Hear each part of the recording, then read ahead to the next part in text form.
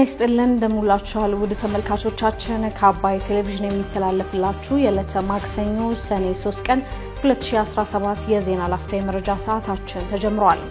የትግራይ ክልል ጊዜያዊ አስተዳደር ፕሬዝዳንት ሌተናል ጀነራል ታደሰ ወረደ በትግራይ አሁን ያለው የፖለቲካ ሁኔታ አጥፊ ነው ሲሉ መናገራቸውን ባለፈው እሁድ በአዲስ አበባ በእግር ኳስ ጨዋታ ሰበብ ደጋፊዎች በጸጥታ ኃይሎች ተገለዋል በሚል የተሰራጨው መረጃ ሐሰት መሆኑን የፌደራል ፖሊስ ማስታወቁን እንዲሁም በነዳጅ ላይ የተጣሉትን የታክስ ገቢዎች በ2018 በጀት ዓመት ሙሉ ለሙሉ ተግባራዊ ለማድረግ መታቀዱን ጨምሮ ሌሎች መረጃዎችን ይዘናል።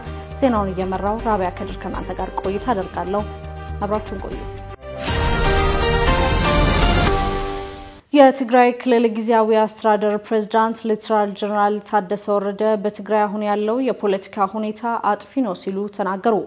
በህወሓት አመራሮች መካከል የተፈጠረው ክፍፍል አሁን በትግራይ ክልል አስጊ ሁኔታ መፍጠሩ እየተገለጸ ይገኛል። በክፍፍሉ ምክንያትም በፖለቲካ ውስጥ የነበሩ በተለይ ለውጥ ፈላጊ ብለው ራሳቸውን የሚጠሩ ግለሰቦች የራሳቸውን ፓርቲ መስርተው እየተንቀሳቀሱ ይገኛሉ። ዴሞክራሲያዊ ስምሪት ትግራይ ፓርቲን የመሰረቱት የህወሓት ቁልፍ ሰዎች በቅርቡ በትግራይ ክልል ከፍተኛ ነው ያሉትን ንቅናቄ እንደሚጀምሩ እየገለጹ ይገኛሉ። በነጌታቸው ረዳ የሚመራው ቡድን በዚህ እንቅስቃሴ ውስጥ ባለበት በዚህ ጊዜ በዶክተር ደብረጽዮን የሚመራውና ከምርጫ ቦርድ እውቅና የተሰረዘው ህወሓት ደግሞ አመራሮቹ ክልሉን የውከት ማዕከል ለማድረግና የትግራይ ኢኮኖሚያዊ እንቅስቃሴ እንዳያገግም የሚያደርጉ እንቅስቃሴዎች ላይ የተሳተፉ መሆናቸውም ይጠቀሳል።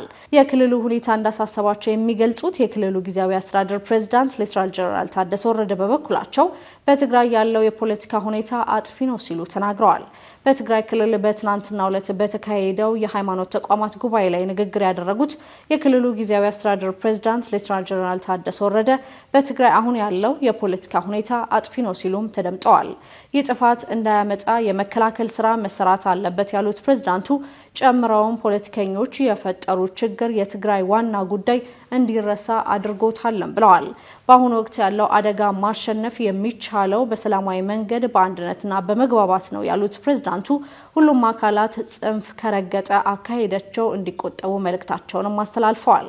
በትናንትናው ጉባኤ ላይ ከ8 የሃይማኖት ተቋማት የተውጣጡ 110 የሃይማኖት አባቶችና የጽህፈት ቤት ኃላፊዎች መገኘታቸውን የክልሉ ማስ ሚዲያ ዘግቧል። በዚህ ጉባኤ ላይ የሃይማኖት አባቶች ለትግራይ ሰላምና አንድነት ያላቸው ሚና በሚል ርዕስ ጥናታዊ ጽሑፋቸውን ያቀረቡት አቶ ካልአዩ በ1993 የህወሓት ክፍፍልን ጠቅሰው በመሪዎች መካከል ያሉ አለመግባባቶች በሰላማዊ መንገድ ካልተፈቱ አደጋው ከባድ መሆኑን ማስረዳታቸውም ተጠቁሟል።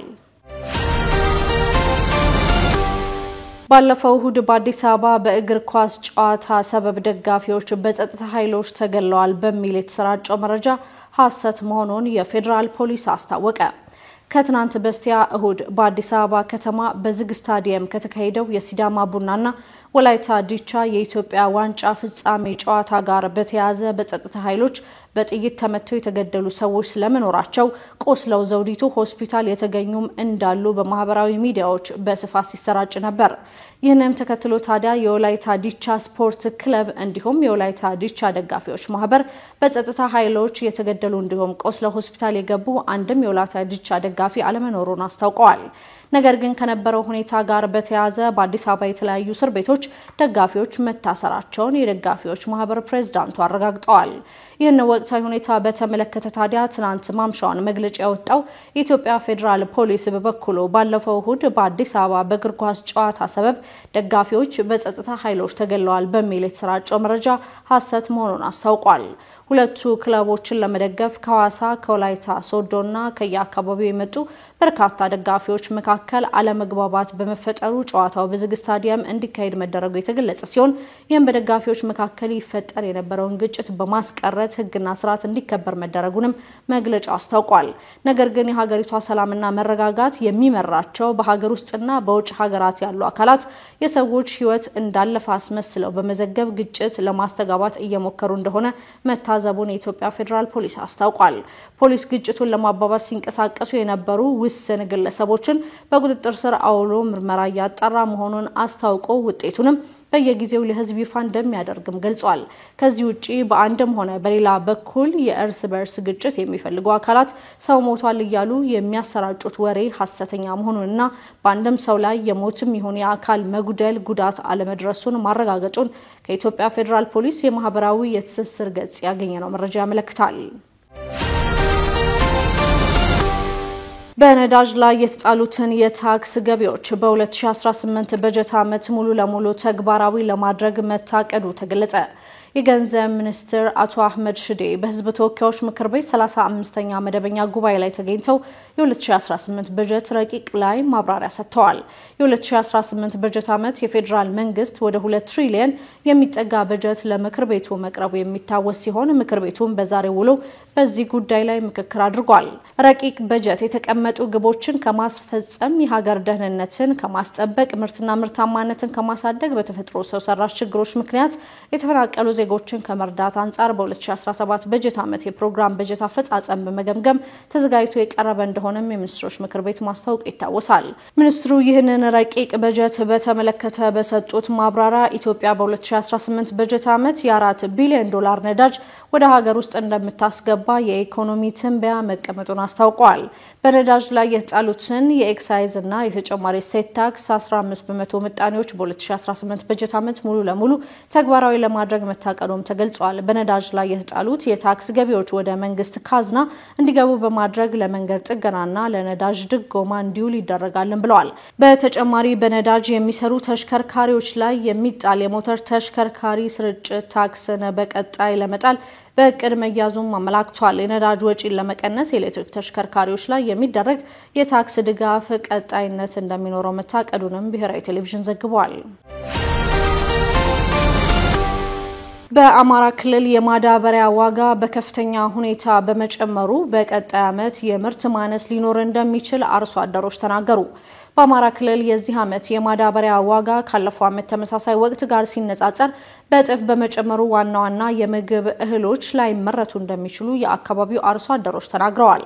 አስተያየታቸውን የሰጡት የሰሜን ጎጃም ዞን የአሸፈር ወረዳ አርሶ አደር ከዚህ ቀደም እስከ 8 ኩንታል ማዳበሪያ ገዝቶ ይጠቀም የነበረ አርሶ አደር አሁን ላይ ባለው የዋጋ ጭማሪ መሰረት ከ2 ኩንታል በላይ መግዛት ባለመቻሉ የእርሻ ማሳዎች ያለ ጥቅም እየቀሩ ነው ብለዋል።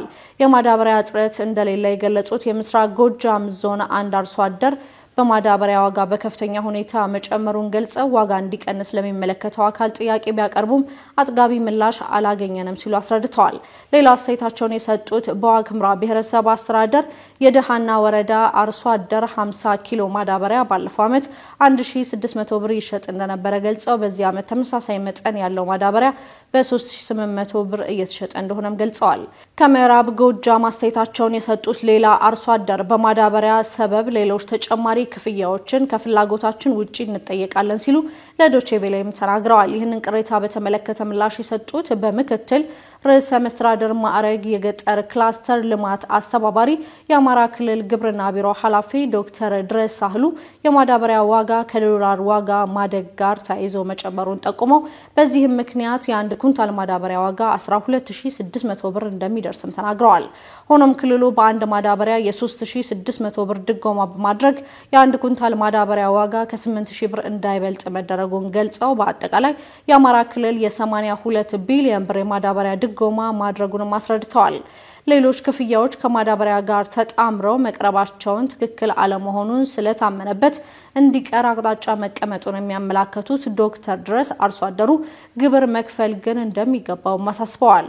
ክልሉ 9 ሚሊዮን ኩንታል የሚጠጋ ማዳበሪያ እንደሚያስፈልገው የገለጹት ዶክተር ድረስ 3.5 ሚሊዮን ኩንታል የሚሆን ወደ አርሶ አደር እጅ ገብቷል ማለታቸውንም ዘገባው ገልጿል። ትራምፕ በሎስ አንጀለስ ተጨማሪ 2000 የብሔራዊ ዘብና 700 የባህር ኃይል አባላትን አሰማሩ።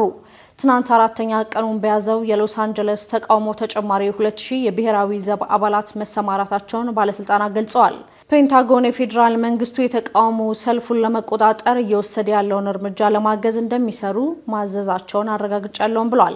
ትራምፕ ከዚህ ቀደም ያሰማሯቸው 2000 የብሔራዊ ዘብ አባላት የፖለቲካ ውጥረት መፍጠራቸውን ተከትሎ የካሊፎርኒያ አስተዳደር ጋቪን ኒውስኮም እና የኤልኤ ከንቲባ ካረን ባስ የአካባቢ ፖሊስ ተቃውሞ ሰልፈኞችን መቆጣጠር ይችላል ብለውም ተከራክረዋል። ይህ በእንዲህ እንዳለ ዶናልድ ትራምፕ ለተቃውሞ ጎዳና የወጡ ስደተኞችን ለመቆጣጠር የባህር ኃይል አባላት እንዲሁም ተጨማሪ የብሔራዊ ዘብ ወታደሮችን ለማሰማራት መወሰኑ ሌላ ውጥረት ፈጥሯልም ተብሏል።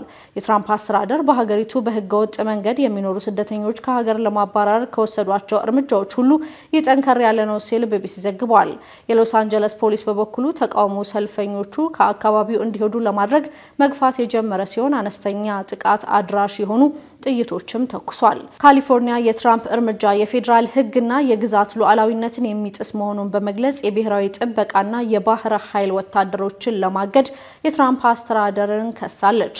ፔንታጎን ሰኞ 2000 የብሔራዊ ጥበቃ ጦር ሰራተኞች አባላት እንዲሰማሩ መጠየቁን አረጋግጦ ያሁን በሎስ አንጀለስ የተሰማሩ ወታደሮችን ቁጥር ወደ 4000 ከፍ ያደርጋልም ተብሏል። ትራምፕ አመጹ ከቁጥጥር ውጭ እንዳይሆን ለመከላከል የወታደሮችን ቁጥር ከመጨመር ሌላ ምንም አማራጭ እንደሌለ መናገራቸውም ይታወሳል። የአሜሪካ የባህር ኃይል ወታደሮች በሀገር ውስጥ የሚሰማሩ እንዳደገኛ የአውሎ ንፋስና የሽብር ጥቃቶች ሲደርሱ እንደሆነም የቢቢሲ ዘገባ አስታውሷል። የተለያዩ መረጃዎችን ያደረስንበት የዕለቱ የዜና ላፍታ የመረጃ ሰዓታችን የተከታተላችሁትን ይመስል ነበር። ውድ ተመልካቾቻችን አብራችሁን ስለነበራችሁ ከልብ እናመሰግናለን። በያላችሁበት መልካም ቀን